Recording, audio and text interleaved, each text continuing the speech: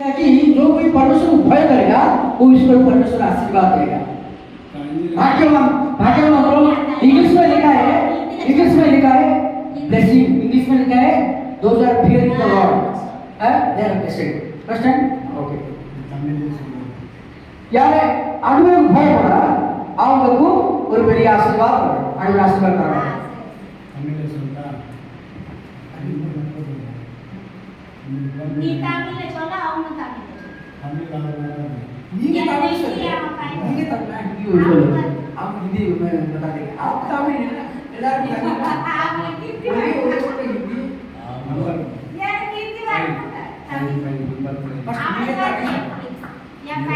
இறங்கி கடன் கொடுத்தான், இறங்கி கடன் கொடுத்தான்.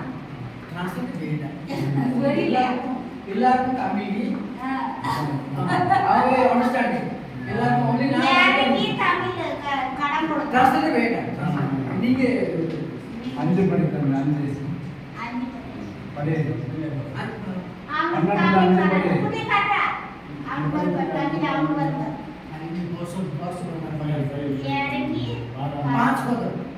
அஞ்சு படி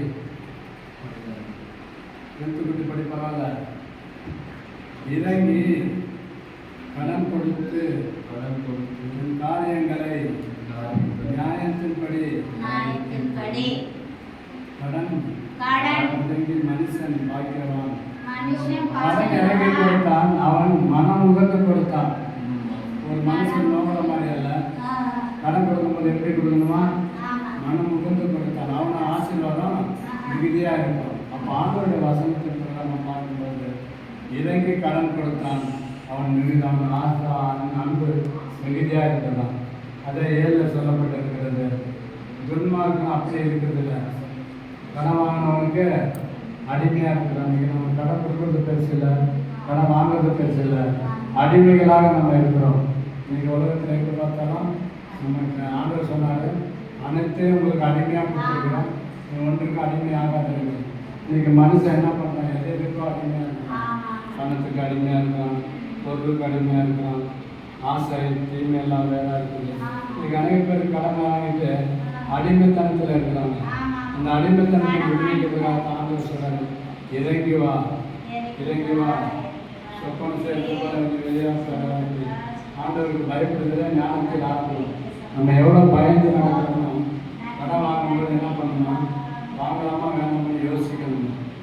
யோசிக்காம நீங்கள் அநேக மக்கள் என்ன பண்ணுறாங்க, எங்கே பார்த்தாலும் கடன் வாங்கி பாவத்துக்குள்ள. எனக்கு கடன் வாங்கினாவே போச்சு, அவனுக்கு அடிமை. நீ நம்ம கடன் வாங்கிட்டோம்னா, இப்போ நான் கடன் கொடுத்தேன், இப்போ நீ யாருக்கு அடிமை, எனக்கு அடிமையாக. அப்போ அந்த அடிமைத்தனத்திற்கு விடுவிக்கிறதுக்காக ஆண்டவர் சொல்கிறாரு, கடன் வாங்காது இருப்பாயாக, நீயும் கடன் கொடுப்பாய். கடன் கொடுக்குறதா ஆண்டவர் இன்னும் நம்ம மாற்றிருக்கிறாரு, மாற்றுவார். அந்த விசுவாசம் ஆண்டவரை கேட்கணும், ஆண்டவர் நானே இறங்கி கடன் கொடுக்கணும், 4 பேருக்கு நன்மை செய்யணும், 4 பேருக்கு தானம் பண்ணணும்னு சொல்லிட்டு நம்ம விசுவாசித்தால் ஆண்டவர் சொன்னார், கையின் பிரயாசங்களை 30, 60, 100 ஆசீர்வதிக்கிற தேவன். அது ஆசீர்வாதத்தின் கடன் நம்மோடு இருக்கிறது. நாம் அதை சுதந்திரத்துக் கொள்ளணும்னாக்கா 104 பாருங்க, 104 140